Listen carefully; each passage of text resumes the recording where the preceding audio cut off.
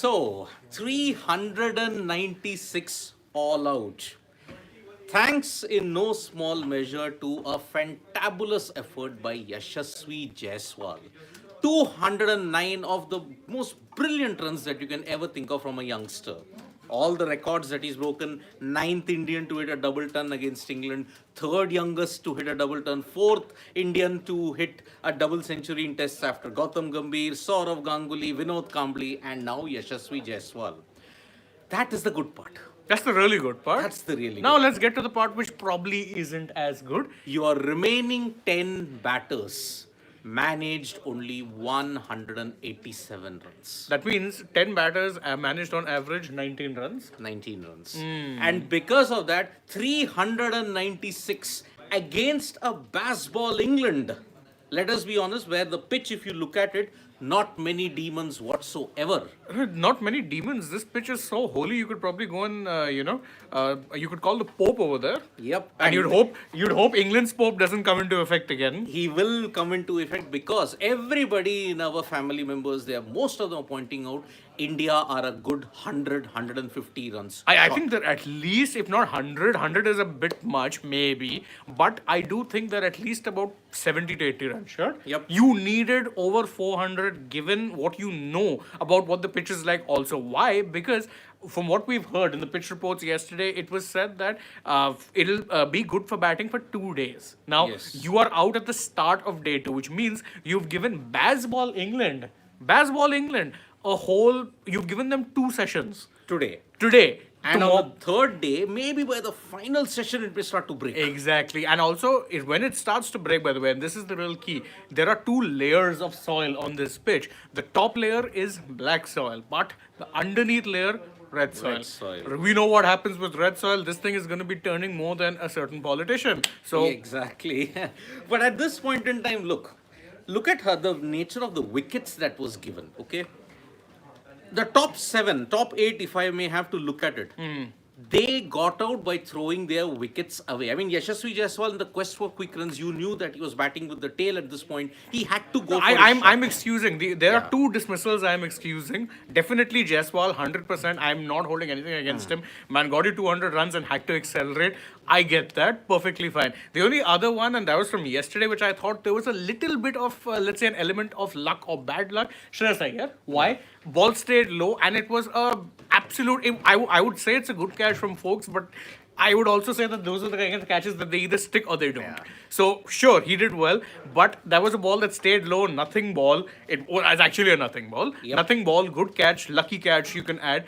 Beyond that, though, every single other batter has thrown their wicket away. Exactly. Rohit, straddling down leg side to an innocuous off spinner when they had a leg slip. Yep. You had thereafter Gill. Shumban Gill hard hands to a ball that didn't swing. And Exactly. then ends up getting edged into the slips. After that, Rajat Patidar, I think he froze. Yeah. Because he played it on and then it seemed to take an eternity to hit the stumps. And Akshar and Shrikar Shikhar Bharat Bharat. were a horrible list of dismissals because you could see that the plan was there. Yes. The plan was there. They had a point and they were bowling it wide, tempting them to cut. Now, if you're going to cut, either go full-blooded Yep. or try not to pick out the fielder, which is what both of them did. Yep. So it's like, okay, great. You fell into the simplest of traps, which is so evident we could see it from the comfort of our homes. Exactly. And you needed something special from Jaiswal. And you may see that he's got a bit of Virendra Sehwag about him also. Gets to his milestones with a 6 or a 4 in that sense. And the celebration spoke. See, Rahul Dravid had focused on the fact that we needed somebody to score a big 100. He's got it. But there has been no support from the rest of the batters. And today, let me be very, very honest about it, we saw a masterclass from a certain 41-year young Jimmy Anderson. I mean, what a spell of bowling. You just have to marvel the guy. I mean, in this particular wicket, where the conditions are warmer, 25 overs, 3 for 47. That means he was going at an economy of under 2. in conditions where everyone was going at 4-5. Exactly. Phenomenal. And of course, India did give him the respect he deserved. But the reason they were also respecting was because the consistency was frightening. Even yesterday when he when he got Gill out, what people tend to forget is that he really set him up because he was constantly angling balls in onto the stumps. Then when he started bowling the occasional one outside on the fourth stump line, Gill was straddling because he thought it's coming on the stumps. And there were a couple of occasions where Gill edged it and it flew well past the slips. Correct. But that third time, he had no answer, went to the slips. And so that is the key. Anderson knows on these kind of pitches, you're not going to get that much assistance. That is why, when did he start bowling? When they finally took the new ball. And they're like, no, you need to give him the new ball and try and extract whatever. I think he bowled, 8 overs on the trot? 8 overs on the trot. And Beautiful. he troubled Yashasvi Jaiswal also. Consistently. Angling across, hint of away swing, gone. Now, many people are saying, okay, see, quality of Ashwin, I mean, GGK himself is like saying, quality of Ashwin, Kuldeep, Bumrah is enough. England out for under Oh, that's 300. very... Look, I can give them the fact that, okay, if you play bad shots on this wicket and if the field is set appropriately, look at the 7 dismissals that happened. It didn't come down to skill of the bowler to get the batter out. Correct. Even Yashasvi, there was no skill. He just wanted to accelerate, and that's why he... And it was a mishit, and that's fine. That's fine. I'm willing to take that because, again, at that point, he was A, batting with the tail, and B, had already gotten 200 runs. At this point, I'm not blaming him for not going further because the, let's say, onus falls on the other batters who didn't step up. But again, Varun Parvatneni is like pointing out, okay, agreed, under par. But guys, did you notice the bounce on the last 2 dismissals? I mean, see, I'm not reading too much into the bounce for the last 2 dismissals, looking at the tailenders. Remember, when Akshar Patel got out in Hyderabad, the ball from Rehan Ahmed kept low. But then after that, they managed to ensure that they managed to score at a quick rate. And remember, I don't think the bounce here is going to be that much of a factor because, again, as Siddharth rightly points out, those were the tailenders and Jasprit Bumrah especially, by the way, looked like a walking wicket. The only ball where he looked comfortable against Rehan was the first ball he bowled in that over, which was a full toss. Beyond that, every single ball he was either missing or just defending with a forward block. And after a point, you knew one ball had his name on it, which would spin away. And that's exactly what happened. So see, the guys who are going to be very, very crucial and hope England do not play that style of baseball cricket that is on the second innings. It will be Jasprit Bumrah and Kuldeep Yadav. Because see, Kuldeep Yadav, wrist spinner against baseball, you remember Pakistan, Abrar Ahmed, he had a 11-wicket haul on debut. He was a leg spinner.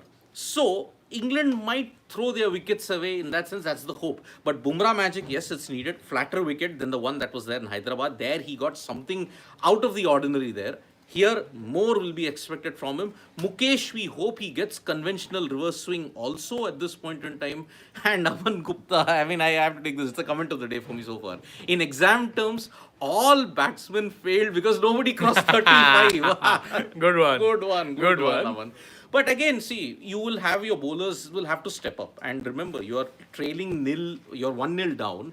The pitch here is flatter than what it was in Hyderabad. In fact, in that sense, you know what that means? That it actually has stayed true to what we expect from Vizag. Yes. Vizag, generally speaking, has always been one of the more batter-friendly venues in India. Yep. And I don't know how many tests have been played in Vizag. About 4-5 have been played. England played in 2016 here, by the way. But if you go through, let's say, the history in white ball cricket, it's always been a phenomenal deck to bat on. So, of course, it will probably turn after day 3.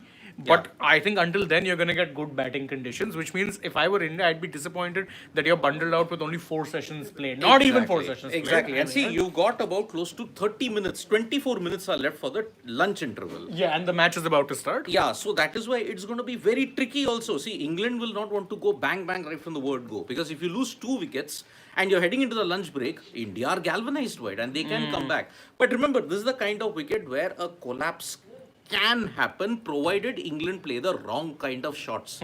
Like what the Indian top order did. I mean, for example, Gill, bad shot. Iyer, yes, the kind of shots he was attempting prior to that, that resulted in his downfall. So let's hope that Bumrah and Kuldeep have a good spell. I think Kuldeep might come after the lunch break. I don't see him getting an over now. I doubt. I think you'll stick with your 2 pacers to start with. Yes, and Akash was a right test for Rohit captaincy also. Oh yeah, yes. Absolutely. If England concede a big lead, I mean, if they go ahead, then India by 150, 200 runs, Rohit's captaincy is going to be criticized. In fact, big time. I think it will be criticized even if they come close. Say, for instance, India takes a 30-40 run lead.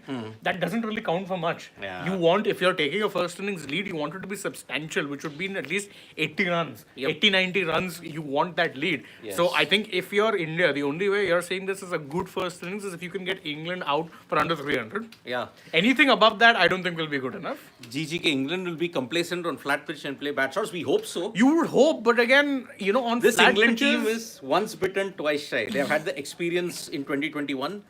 They will not repeat that. And also on flat pitches is where they tend to function best. I mean, lest we forget, in Pakistan itself, again, those were the flattest of flat decks, and their batters were absolutely phenomenal. So I don't know. You have Akhil on the other hand saying England are getting the lead today itself. I think that's a bit much, but I mean, it's definitely going to be an interesting first innings now for Exactly. England. Bumrah started with Zach Crawley and Ben Duckett at the crease. Crawley is at strike. Let's see.